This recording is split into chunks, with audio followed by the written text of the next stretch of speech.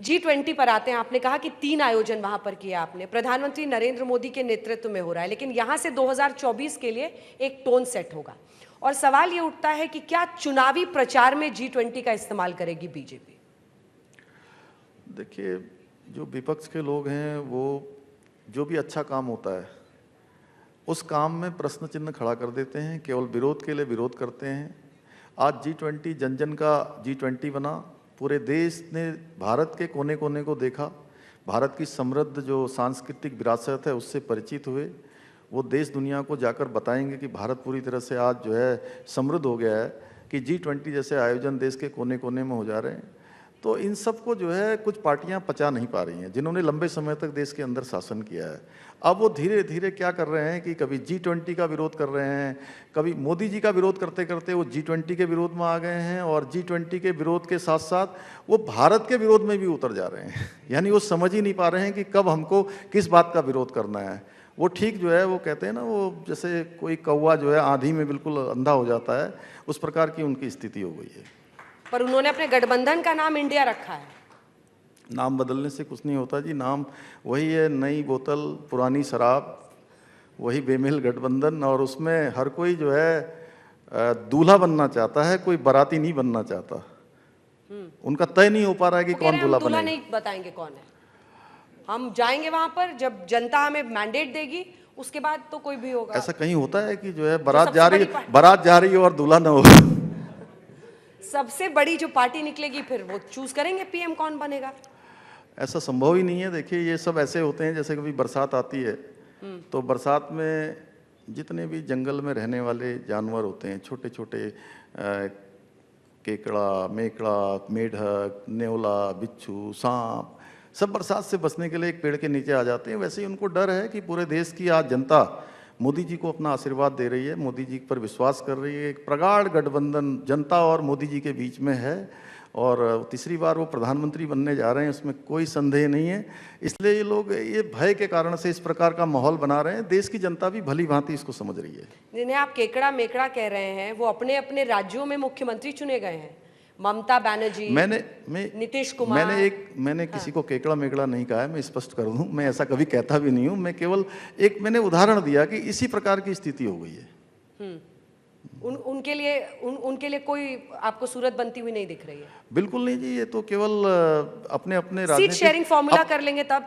अगर BJP versus एक candidate opposition का, अगर 400 से 450 सीटों पर भी वो ये फॉर्मूला लगा देते हैं, क्योंकि आपके पास 38 से 42% वोट ही है जिस पर आपकी सरकार चुनकर आई है, अगर वो इकट्ठा हो जाएं, एक कैंडिडेट हो बीजेपी के खिलाफ, तो क्या चुनौती बड़ी नहीं हो जाएगी? देखिए, मैं एक बात बताऊं कि मेरे को भी इस क्षेत्र में काम करते करते बचपन से जो भी 2-3 दशक का जो अनुभव है उसके आधार पर मैं कह सकता हूं कि हर चुनाव अपना अलग होता है। पिछले चुनाव से उसकी कभी तुलना नहीं होती है। जैसा चुनाव पिछला था उस चुनाव से अगला चुनाव अलग हो जाता है। आप देखिए कि 2014 में प्रधानमंत्री मोदी जी को प्रधानमंत्री पद का कैंडिडेट घोषित किया गया, जितने वोट मिले 19 में बढ़ गए, 19 में उससे ज़्यादा बढ़े। जितनी सीटें 14 में आई थी 2019 में बढ़कर आई, और 2024 में इससे बढ़कर आएंगे। इससे कितनी सीटें आ रही हैं? इससे बढ़ के आएंगी, 2/3 बहुमत आएगा। बचपन से देख रहे हैं राजनीति, तो कितनी सीटें आएंगी? नहीं, मैंने कहा कि बढ़ के आएंगी। पर एनडीए वर्सेस इंडिया की एक अब लड़ाई हो गई ना। वो कहते हैं 28 पार्टियां, तो आप कहते हैं 38 पार्टियां। वो कहते हैं कि आपके आधी पार्टियों का तो पता नहीं रजिस्ट्रेशन भी हुआ है कि नहीं हुआ एनडीए में। वो जितने भी पार्टियां हो जाएं, आप ये मानिए कि 2/3 बहुमत से तीसरी बार मोदी जी प्रधानमंत्री बनेंगे। मोदी जी प्रधानमंत्री बनेंगे। हाँ, 1 to 10 आपके चुनाव भी वही है, प्रचार भी वही है, काम भी वही है। फिर राम मंदिर, यूसीसी, G20, इन सब को जो प्रोजेक्ट किया जा रहा है उसकी क्या जरूरत है?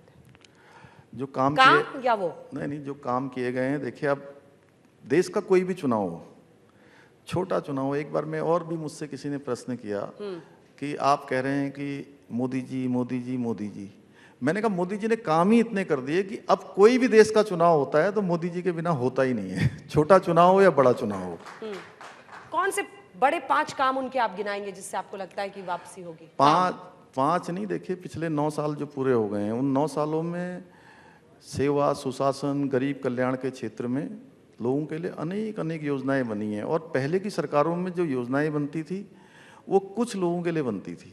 अब योजनाएं बनती हैं जो देश के लोगों को ज़रूरत है, उस ज़रूरत के आधार पर बनता है। चाहे हम इज्जत घर शौचालय की बात करें, या कोरोना में राशन देने की बात करें, या जनधन के खाते खुलवाए जिससे डीबीटी के माध्यम से सीधे सीधे उनके खातों में जाना हो, या हमारा जो है उज्ज्वला योजना हो, ऐसे अनेकों कार्य हैं जी। एक काम की बात कर ही नहीं सकते। मोदी जी के 5 काम नहीं 50 काम गिनाएंगे तो ये आपका सेशन बहुत छोटा पड़ जाएगा। उत्तराखंड को क्या मिलेगा इस G20 के आयोजन से? आपको लगता है कि जिस तरह से छोटे छोटे राज्य हैं, बहुत सारे ऐसे राज्य हैं जो पर्यटन में बहुत आगे बढ़ सकते हैं, उनको क्या हासिल होगा इस G20 समिट से? या फिर हम खाली फ्लैश करते रह जाएंगे कि, और वो तो रोटेशन पे होता है। वो कह रहे हैं कि बीजेपी इस पे भी क्यों श्रेय ले रही है, वो तो रोटेशन से इंडिया को मिलना ही था। 23 में जानबूझ कर लिया है क्योंकि अगले साल चुनाव है। देखिए, ये सब केवल विरोध के लिए विरोध करने वाली बातें हैं। हाँ। पहले भी मैंने कहा कि मैंने शुरुआत में जब आपने पूछा था तब मैंने कहा कि G20 जैसे आयोजन देश के अंदर पहले भी होते रहे हैं, होते थे ऐसे आयोजन, लेकिन पता ही नहीं लगता था कब आयोजन हुए और कब चले गए। हुआ, इतना बड़ा आयोजन हुआ, पूरे देश ने देखा। उसकी चर्चा तो अभी तक होती है ना। कॉमनवेल्थ गेम्स का घोटाला हुआ कितना बड़ा, पूरे देश दुनिया ने देखा। और G20 में आप देखिए कि उत्तराखंड जैसा राज्य, जिसको छोटा राज्य कहते हैं, वहाँ भी 3-3 आयोजन हुए और शानदार आयोजन हुए। लोग हमारे यहाँ पर मुझे पूछने लगे कि आपके यहाँ कितने डेस्टिनेशन हैं। मैंने कहा उत्तराखंड के अंदर आप जिधर नज़र दौड़ाएंगे उधर ही एक आपको नया डेस्टिनेशन दिखाई देगा। आप आइए, मैं आपको भी आमंत्रित करता हूँ, देखिए हर जगह आपको डेस्टिनेशन दिखाई देगा। 4-5 जगह बताइए जो हमारे दर्शक सुन रहे हैं, वो पहुँचे आपके उत्तराखंड में। नहीं, अभी देखिए 4 धाम हमारे हैं ही हैं। अगर स्पिरिचुअल क्षेत्र में जाना हो, उसके अलावा तो हमारे पास बहुत सारे, मुक्तेश्वर चले जाइए, आप औली चले जाइए, आप उत्तरकाशी में हमारे यहाँ पर एक से एक स्थान हैं। हमारे यहाँ पर जो है लैंसडाउन क्षेत्र में आप चले जाइए, नैनीताल, रानीखेत, अल्मोड़ा, ये सब ऐसे चौकोड़ी, बेरीनाग आदि कैलाश तक के क्षेत्र, आप जिधर जाएंगे उधर ही आपको डेस्टिनेशन दिखाएगा। मैं कहा कि एक डेस्टिनेशन नहीं, अनेकों डेस्टिनेशन है। G20 पे आपने कॉमनवेल्थ के जिक्र पे कहा कि वो तो करप्शन के लिए याद किया जाता है। तो अब 9 साल के मोदी के कार्यकाल, और अब तो 5-6 महीने ही बचे हैं, 10 साल लगभग पूरा हो रहा है, अभी भी भ्रष्टाचार के ही मुद्दे को आप लोग सामने रखेंगे जनता के? देखिए, भ्रष्टाचार और परिवारवाद ये बड़े मुद्दे हैं, और देश की जनता ने हमेशा इसके कारण से, देश हमेशा पीछे गया है। लोगों ने एक बार गरीबी हटाओ का नारा दिया था, गरीबी कभी हटी नहीं देश के अंदर से, अलबत्ता गरीब हटते गए। और इन 9 सालों में जितनी योजनाएं बनी हैं वो सब गरीब कल्याण के लिए बनी हैं।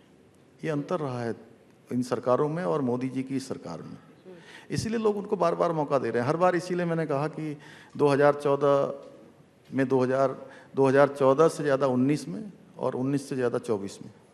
लेकिन परिवारवाद से तो अब आप लोगों को भी परहेज नहीं रहा है। पर जो पुत्र आते हैं, दूसरी पार्टियों के नेता आते हैं, उनको भी आप लोग मंत्री बना देते हैं। नहीं, और बीजेपी वाले देखते रह जाते हैं कि ये देखो दूसरी पार्टी से आ गया, इनको मंत्री बना दिया। नहीं, एक शुरुआत देश के अंदर ये नहीं हुई है, और धीरे धीरे देखिएगा आपकी एक दिन जो है लोग बिल्कुल इससे दूर हो जाएंगे। दूर हो जाएंगे? हाँ। तो इसकी शुरुआत कौन करेगा, इसका अंत कैसे होगा? नहीं, शुरुआत हो गई है देश के अंदर एक सुशासन की। देश के अंदर जो है, जो कर्मठ लोग हैं, जो सामान्य घर में पैदा हुए हैं, और आज देखिए कि आप पहले पद्मश्री मिलते थे, किन लोगों को मिलते थे, कौन लोग राज्यसभा में नॉमिनेट होते थे, कौन राष्ट्रपति उपराष्ट्रपति बनते थे, जिनके नाम भी नहीं होते हैं, वो लोग जो है आज कहीं ना कहीं आ रहे हैं। पहले में और अब में ये अंतर है कि एक सामान्य व्यक्ति भी देश के सर्वोच्च पदों पर जा रहा है। सोच बदली है आपको लगता है? निश्चित रूप से सोच भी बदली है और संस्कृति भी बदली है। देश के अंदर एक कार्य व्यवहार नया आया है। तो पीएम ने तो अगले 2024 के लिए भी कह दिया है, वो तिरंगा वही लहराएंगे लाल किले से। 2047 में विकसित देश बन जाएगा भारत। देखिए, उन्होंने वो अपने लक्ष्य सेट करते हैं, टारगेट सेट करते हैं और उस पर काम करते हैं, परिश्रम की पराकाष्ठा तक वो काम करते हैं। आज देश के अंदर अनवरत रूप से उन्होंने प्रधानमंत्री के रूप में हो या मुख्यमंत्री के रूप में हो, एक आदर्श और एक उदाहरण उन्होंने प्रस्तुत किया है। और उन्होंने पहले ही कहा था कि भारत 5वीं अर्थव्यवस्था बनेगा, 5वीं अर्थव्यवस्था बन गया। अब उन्होंने कहा कि 2024 के बाद भारत तीसरी सबसे बड़ी अर्थव्यवस्था बनेगा तो बनेगा, और 2047 में भारत विकसित राष्ट्र बनेगा, वो संकल्प और वो सपना लेकर वो काम कर रहे हैं, तो निश्चित रूप से उनका संकल्प और सपना देश की जनता के आशीर्वाद से पूरा होगा। क्योंकि हर भारतवासी का उन्होंने मन बनाया है, उनके अंदर एक विश्वास पैदा हुआ है कि अब भारत का रहने वाला कोई भी व्यक्ति देश के किसी भी क्षेत्र में कोई भी काम कर सकता है, कोई काम उसके लिए असंभव नहीं रहा। उत्तराखंड से कितनी सीटें मोदी जी को 2024 में आप देंगे? 2014 में 5 सीटें आई थी, और 2014 के बाद 19 में तो भी 5 सीटें आईं। उसके बीच में विधानसभा का चुनाव हुआ, प्रचंड बहुमत की सरकार आई, और 2022 में पहली बार उत्तराखंड के इतिहास में एक मिथक टूटा, एक नया इतिहास बना। वहाँ हर बार सरकारें बदलती थी, एक बार एक पार्टी की सरकार, एक बार दूसरी पार्टी की सरकार। पहली बार जो है ये मिथक भी टूटा, और 2024 में, और ये भी है 2014 में जितने वोट मिले थे 19 में उससे ज़्यादा मिले। 19 में जितने वोट मिले हैं उससे ज़्यादा 24 में मिलेंगे। 5 सीटें, 5 की 5 सीटें उत्तराखंड से। प्रधानमंत्री जी को फिर से प्रधानमंत्री बनाने के लिए उत्तराखंड की देवतुल्य जनता अपना आशीर्वाद देगी। तो धामी जी के चेहरे पे मिलेंगी या मोदी जी के चेहरे पे मिलेंगी? आज तो मोदी जी को प्रधानमंत्री, डबल इंजन हर जगह चल रहा है आजकल। डबल इंजन कुछ राज्यों में जो इग्निशन नहीं लग पा रहा मोदी जी के जो काम है उन कामों के आधार पर उत्तराखंड के लोग मोदी जी को बहुत प्रेम करते हैं उनका। और मोदी जी भी जो है, चूँकि उन्होंने हर बार उत्तराखंड का जो पहचान है, उत्तराखंड की जो सम्मान की बात है, वहाँ की संस्कृति है, उसको हमेशा अपने दिल में रखा है। चाहे बाबा केदार के दर्शन हो, चाहे आदि कैलाश की बात हो, उत्तराखंड की माताएं बहनें उनको कोई भाई मानता है, कोई बेटा मानता है। इस प्रकार का उनका लगाव है, कर्म मर्म का रिश्ता उत्तराखंड से है। इसलिए उनको प्रधानमंत्री बनाने के लिए 5 की 5 सीटें आएंगी और प्रचंड बहुमत से आएंगी।